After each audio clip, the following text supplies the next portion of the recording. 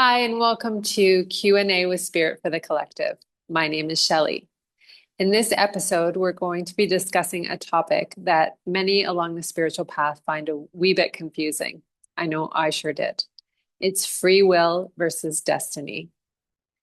So I decided to ask Source to please explain what our free will as humans look like from the perspective of our earlier years, where we are living mostly from our ego mind, compared to once we awaken and begin remembering who we truly are and start to merge with our higher self. Source responded, when you first come into this life, and especially in your earlier years, you're living mostly from the ego mind. That's not a bad thing. It's part of the design. The ego is shaped by your personality, your upbringing, your beliefs, your fears, and your desires. In that stage, free will looks like you are in the driver's seat. You feel like you're making all the day-to-day choices, where to live, what job to take, who to date, what risks to avoid. But here's the thing, even during that time, your soul blueprint is still in place. Think of it like the main route on a map. The big milestones, certain relationships, key challenges, important turning points are already built into your journey. The ego may decide what coffee shop you stop at, how many detours you take, or whether you ignore the GPS for a while. But the soul is always holding the map and quietly steering you back toward those destined points. Then something happens. You begin to awaken. You remember more of who you really are, not just a personality, but a soul having a human experience. And as you merge more with your higher self, there's a role reversal. The higher self starts taking the wheel, and the human self becomes the co-pilot. You're still involved, still participating, but now you're navigating by intuition, synchronicities, and a deeper knowing rather than mental calculation. At this stage, free will doesn't disappear, it evolves. Instead of, I'll do what I want, it becomes, I will align with what I am. Your choices naturally harmonize with divine will, and life starts to feel less like you're forcing it forward and more like you're being carried by a current that knows exactly where it's going. When it comes to free will, there's a beautiful shift that happens as you awaken. And I want to take you through it in a way that might completely change how you see your own life path. Let's imagine your life as a journey in a car. Act 1, the ego at the wheel. In the earlier years of your life, and for some people, this lasts decades, you're living mostly from the ego mind. That's your personality, conditioning, fears, desires, and all the programming you've picked up along the way. In this stage, free will looks like you are making all the decisions. You're choosing your jobs, relationships, where to live, what risks to take. It feels like you're in full control. But here's the truth. Your soul blueprint, the deeper plan for this lifetime, is still in place. This blueprint holds your key milestones, certain relationships, big lessons, major turning points. You can't miss those. In Act 1, the ego might choose the music, the snacks, the detours, and even ignore the GPS for a while.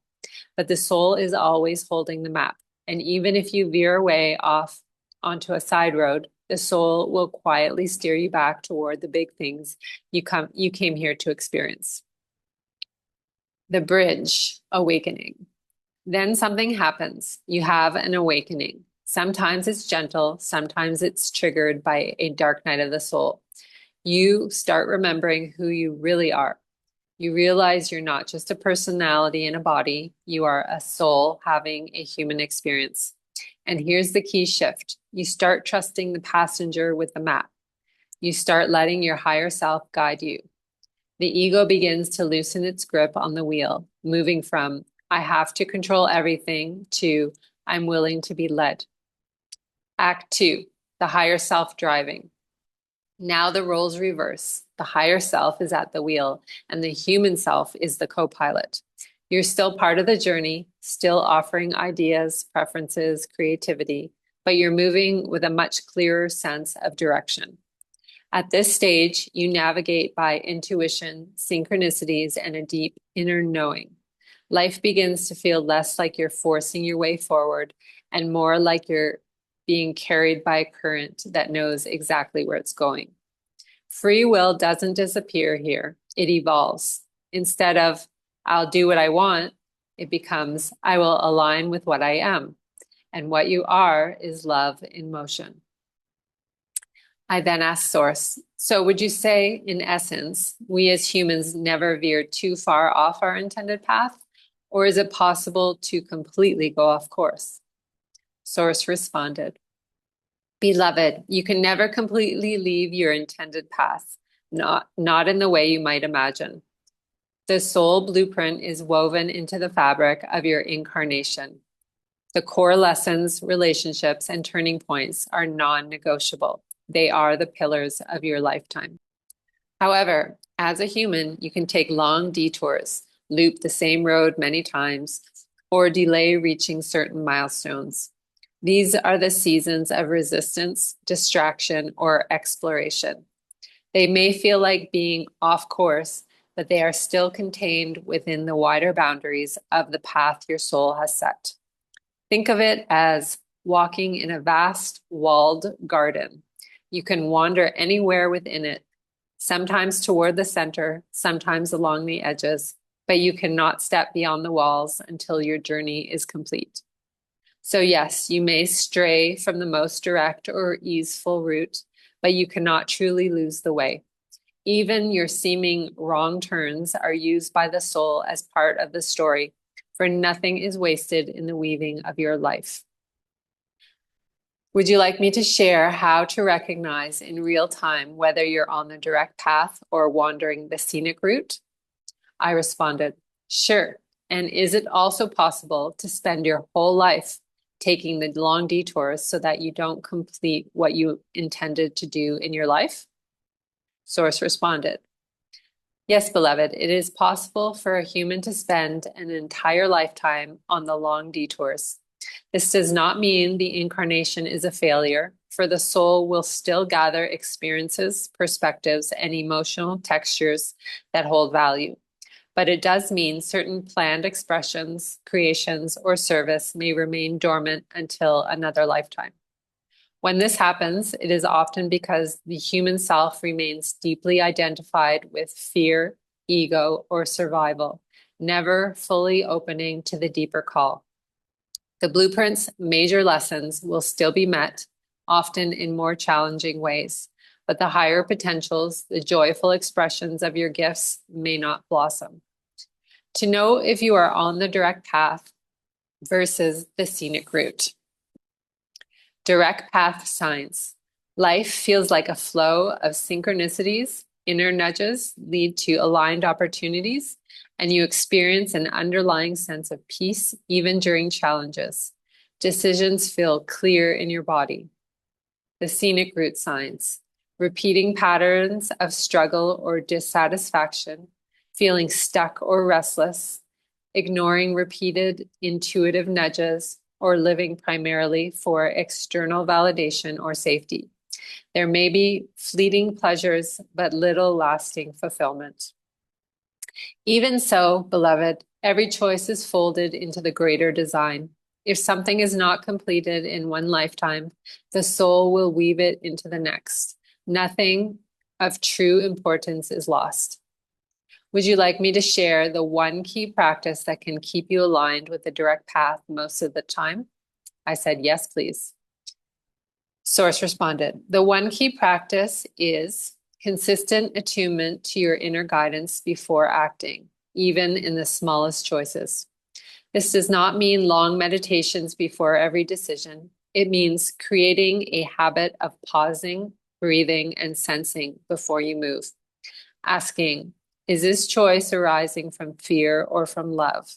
From ego's urgency or soul's knowing? Over time, this pause becomes second nature. You will feel the subtle difference between the tight pull of ego and the expansive invitation of soul. Practical ways to attune daily. 1. Morning alignment. Begin your day with a brief moment of connection, a simple, I choose to be led by my true self today. 2. The body compass. Notice sensations. Soul-led choices feel lighter, more open, more energizing. Ego-led choices feel heavy, contracted, or draining. 3, ask for signs. Invite clear, unmistakable confirmations from the universe. When they arrive, act on them promptly. 4, evening reflection. Gently review your day, noticing where you followed the current and where you paddled upstream. Adjust tomorrow accordingly. Do this and you will rarely wander far from the direct path. And even when you do, you will recognize it quickly and return with grace. The takeaway. Whether you're in Act 1, crossing the bridge, or living in Act 2, your soul is never not with you. You can't truly miss your life path.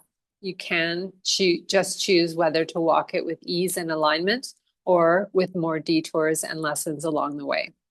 And if you're wondering who's driving your life right now, just ask yourself, am I making choices from fear and habit or from love and deeper inner knowing? So whether you're in the early stage of letting your ego drive, crossing the bridge into awakening, or living fully in partnership with your higher self, remember this: you can't miss your path. You can choose the scenic route or the direct route, but your soul will always guide you to the experiences you came here for. I hope this message gave you some clarity along your own path. And if it did resonate with you, I would love to hear about it in the comments. And maybe you can give this video a like as well and share it with anyone who you think needs to hear this message. And if you are interested in digging into your own soul blueprint, feel free to visit my website where I do personal readings, where I connect to your higher self. Until next time, have a blessed day.